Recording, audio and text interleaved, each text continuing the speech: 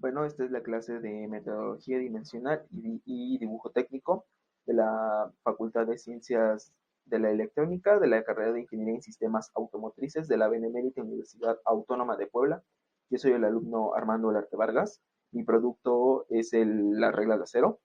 Comenzaremos diciendo que las reglas de acero es la herramienta de medición más simple y versátil que utiliza el mecánico. Es la regla de acero.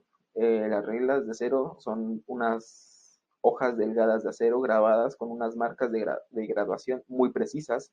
Están, estas están disponibles en una amplia variedad de tamaños y estilos para satisfacer múltiples aplicaciones. Uno de los primeros pasos para ser un mecánico es saber este, leer y cuidar adecuadamente este tipo de reglas. Para esto existen distintos tipos de reglas. Estos son para efectuar las múltiples y variables tareas de medición que requiere comúnmente un taller mecánico o simplemente una industria. Y en estas vamos a tener varias reglas de cero. Por ejemplo, la regla de temple con muelle representa un tipo de regla más común para las mediciones generales, ya que los tamaños más usuales pueden ser de 6 y el de 12 pulgadas. Esas reglas de fabricación en longitudes que van desde 1 hasta 144 pulgadas también. Las reglas de temple de muelle o rígidas son adecuadas para realizar estas son adecuadas para realizar muchas tareas de medición. Sin embargo, cuando el espacio está limitado o cuando las reglas de estas deben flexionarse en torno a una parte, tienen, tienden a utilizar otro tipo de reglas, como por ejemplo la regla angosta. Esta es una que se utiliza para mediciones en lugares donde una regla rígida estándar no es apropiada. Sus medidas son de 3 dieciseisavos a un cuarto de pulgada y longitudes de 6 a 12 pulgadas. Después pasaremos a las reglas flexibles. Esas se utilizan en donde ni la regla de muelle, ni la regla angosta pueden entrar. Bueno, las reglas flexibles se utilizan para lugares como, por ejemplo, se necesita una medición con una curvatura, se necesita la medición en lugares muy angostos. Para esto, pues, se utiliza la regla flexible. Posteriormente pasamos a la regla de gancho. Esta regla de gancho puede funcionar como un flexómetro, no lo tengo por acá, bueno, un flexómetro que tiene, bueno, unos ganchitos que se utiliza para adherirse a las mediciones. Es decir, tengo una regla, bueno, supongamos que esto es una regla. Para medir se encaja acá, por así decirlo, el ganchito hace esta parte y puedes medir libremente sin que esta cambie de medición o cambie de variable. Posteriormente pasamos al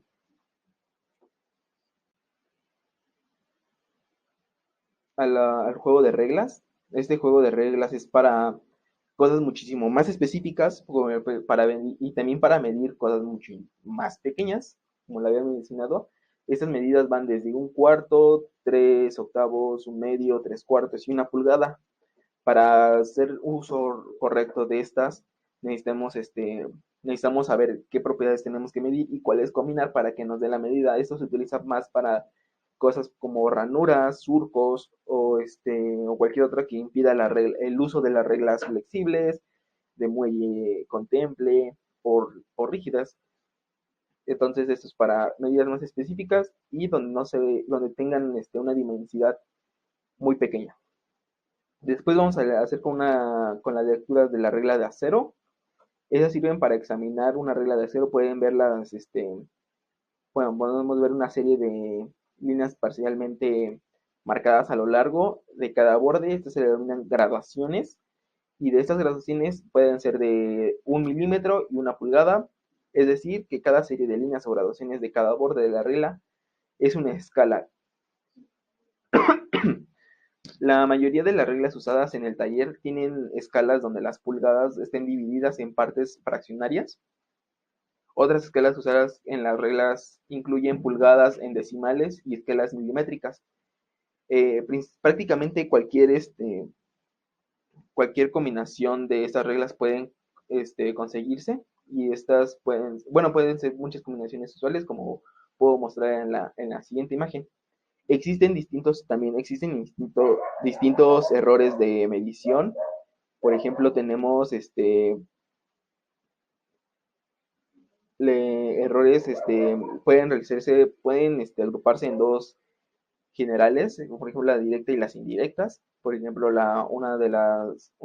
uno de los mayores errores es el error de instrumentación. Este, este consiste en que existe una mala calidad de nuestro producto, de nuestra regla, o también es el mismo paso del tiempo, que es el desgaste y el mal uso que se llevan en estas reglas. Porque, por ejemplo, estas están fabricadas con una exactitud y se encuentre en buenas condiciones, pues no existiría problemas de medición. Sin en cambio, si hacemos un mal uso en que utilizamos, no sé, una regla flexible para otras cosas que no deberían ser medidas para una regla flexible, dañaríamos su graduación y posteriormente a futuro tendríamos errores en esas mediciones. Pasamos, pasamos por el siguiente error, que es el de manipulación, que es el mal uso que tenemos nosotros como humanos al tenerlo. Es decir, si tenemos este, si tenemos un ángulo que tenemos que medir, por ejemplo, tenemos una superficie con un ángulo de 90 grados, no pondremos nuestra regla de esta manera para medir, sino será de esta manera, sería el uso correcto,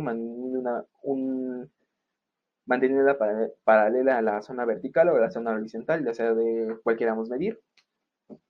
Otra tenemos que si, por ejemplo, tenemos una ranura, tenemos, por así decirlo, esta ranura de la libreta, no mediremos de manera paralela, así acostada a la regla, a nuestra medición. Sin embargo, la tenemos que hacer de manera vertical, haciendo un ángulo de 90 grados para que nuestra regla pueda tener una mejor precisión.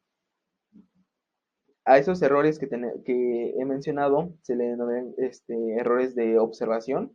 Este error de observación consiste en que tienen un lugar de deslizamiento entre la regla y el observador. Es decir, que podemos ver de distintos ángulos, hasta que podemos tener prácticamente una medición correcta, o a veces creemos que mirarlo del ángulo que nosotros lo tenemos es la medición correcta. Por último, tenemos el error de sesgo, que este error consiste en que nosotros tenemos una medición, y para nosotros querer desempeñar un buen trabajo, tendemos a empujar o a mover muy poco nuestra regla, haciendo que ésta se deslice y tengamos un error más, un error de medición por el mismo movimiento que tenemos. También tenemos errores de mediciones indirectas, que esta consiste en que existen dos problemas que aparecen al ser mediciones indirectas, que es el alineamiento de